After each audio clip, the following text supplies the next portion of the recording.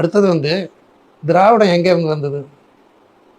நான் அண்ணா மேலே ரொம்ப காலம் பற்று வைத்திருந்தோம்.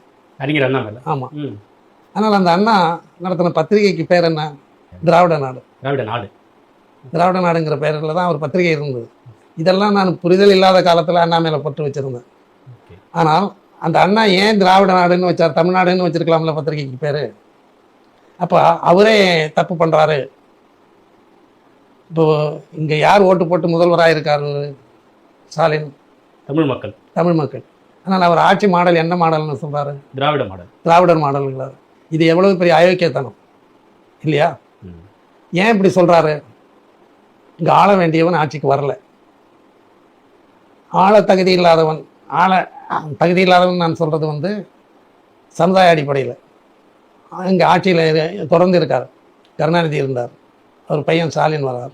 இதுக்கு அடுத்தது திமுக மூலம் யார் வர முடியும்? உதயநிதி. அப்போ இங்கே இது என்ன புறக்கணிப்பு? குடும்பத்தை தாண்டி ஒரு கட்சியாக அந்த கட்சி இல்லை. எனவே அந்த கட்சியை அழிக்க வேண்டும். பெரும்பான்மை சமூகங்களாக இருக்கிறவர்கள் அந்த கட்சியை ஆதரிப்பது தற்கொலைக்கு சமம்.